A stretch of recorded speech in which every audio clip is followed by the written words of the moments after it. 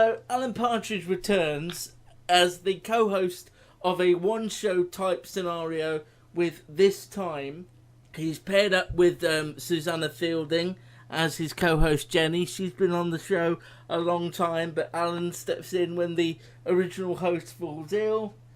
It's a spoof of that, really, and it gives Alan and the guys who sort of have worked with Steve Coogan to bring Alan back to life on Sky and now on the BBC One, the Gibbons brothers.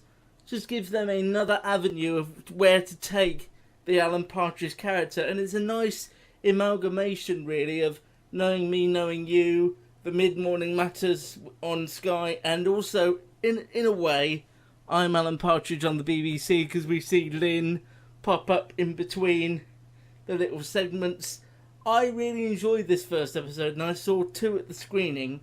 Matt, as you're not as big a Partridge fan as perhaps Sophie and I are, what were your initial thoughts here? I liked it to an extent. I can't say I didn't laugh. I found it funny throughout. The thing I think didn't work for me really was the sort of spoof of the one show, because it's an easy target, I suppose, and it got, for me, tired very quickly. I mean, I liked the, Partridge character, the Lynn character. What's the Tim Key character called? Simon, yeah.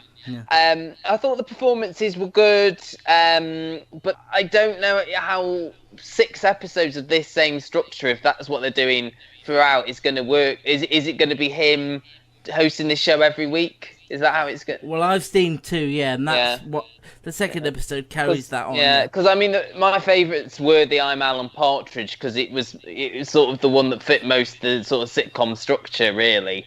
Him in the hotel and everything like that, in the travel tavern. I found it funny. I thought the ending was a bit abrupt as well of the first episode. So, but no, I enjoyed it. Certainly, of the 4 shows we're talking about today, this was the best.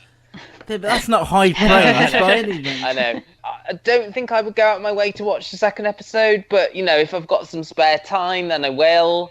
But it's not something I'm going to sort of really be shouting about. Yeah, I thought it was hilarious. I think dropping Alan into this format that's basically the one show, I think that's a really good idea, because he's just constantly saying the wrong thing. His co-host clearly thinks he's an idiot and he just misjudges the mood. But she steals his gags as well, which I thought was a nice little thing. And he's sitting next to her just looking like there's absolute terror in his eyes, because it's live TV and he doesn't know what to do. I've watched this episode twice now, and there's so much detail that I was like noticing new things the second time round. Like, the section when he's talking about the importance of washing your hands, when he's in the bathroom at the beginning. I noticed the first time that he wasn't actually putting his hands in the water. He's just sort of next to it.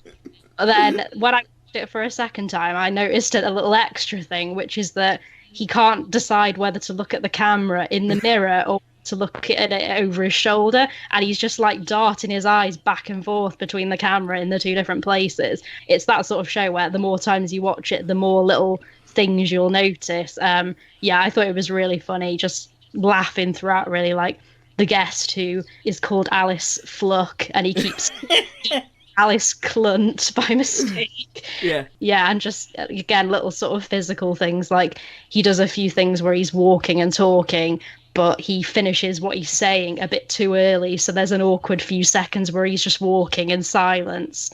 I thought it was really good. I'm looking forward to the next one. I'm quite jealous that you've seen 2 episodes. When I was at the screening, I sat behind the commissioning editor Shane Allen, who commissioned this, and Warren, oddly, and he must have seen it 4 or 5 times, I'm assuming, and he was crying with laughter throughout. So it's really, for him, I think it's just a joy to have Partridge back at the BBC. But I sort of can see what Matt means, that can this format sustain 6 episodes, and I think it can, only because Steve Coogan is so good as Alan Partridge that you don't even think of it as an actor doing a comedy turn or a comedy performance.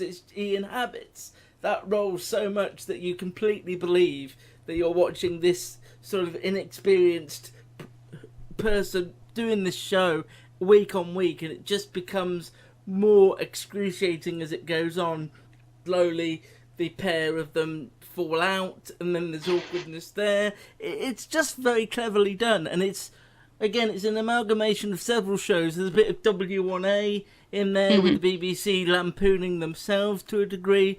I thought, for what this was, I thought it was brilliantly done, really well executed, and very, very funny. I think my favourite guy. Sorry, am I going to step over yours now? No, go on. The stuff with the Shell oil and the BP oil and stuff like that was probably my favourite. That made me laugh the most. Them saying, no, that wasn't our oil spill. Our oil spill was. And I didn't always love Tim Key in the Mid-Morning Matters segments, but I think here Alan's brought him into this world that he's not prepared for either, so he doesn't know how to use the social media screen that they've got and messes that up, and it just feels like you're watching an incredibly awkward version of this show that is just so funny and well done. I think they've done it as well as they could possibly do it, and I like the fact that I was worried you were going to see every little comedy segment that they cut to in the studio, because I think that would get quite tired, but I like the fact that when the VTs are playing, you're still with them in the studio preparing for the next bit, and you get to see Lynn for a time. I thought it was really well done, and I will be watching the rest because I have a real affinity with this character, and it's interesting that you could just put a comedy character in new surroundings and just find him as engaging and as interesting and as funny as he was before. I would like a sitcom though with Alan, but I would still like a sitcom with Alan Partridge, with the sort of dated live studio audience, because Alan Partridge is still fantastic, and I'd like to see him back in that world again. I think sitcoms with laugh tracks have become a bit dated. I still like them. I really like Upstart Crow, and that's got as an audience. I think people might sort of take against it now. Like, that's something that's become a bit uncool. Did Alan Partridge have a laugh track then? Yeah. Oh, right, okay. I can't remember that. That's how bad my memory is. But then, I mean, they did the film recently, and that was like an extended version of that, wasn't it? That worked for me. I really enjoyed the film. Yeah, you can kind of do anything with the character now, really. The fact that he's a presenter, but you can also do stuff about his personal life.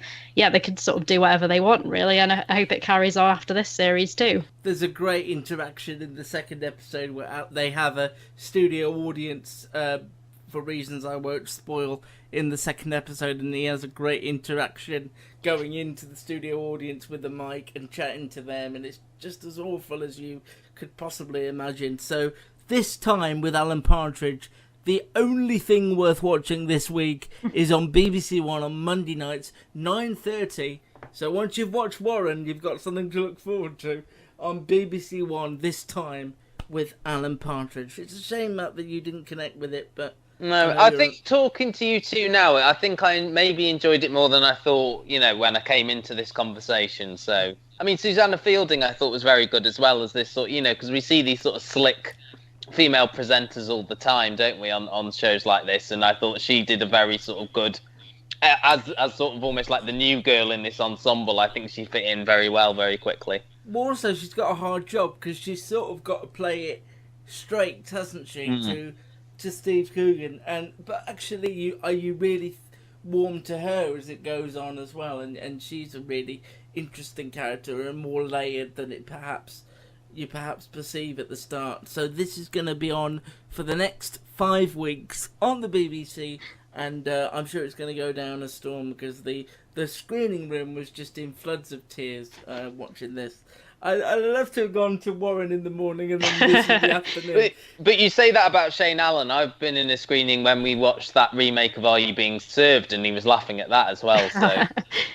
Oh my god! And the porridge thing as well. It was that that comedy season they did. But it's interesting that the same man could commission both things and can commission This Country and Fleabag and Car Share and all these things that don't feel like they're in the same universe. It is weird. Comedy's subjective, but when a comedy's bad, I think we're all agreed. It's universal. Yeah, it's weird. But then my folks love Still Open All Hours, so, there's no accounting for taste sometimes. No, that's why you don't see much of it. No, that's why I don't live there anymore.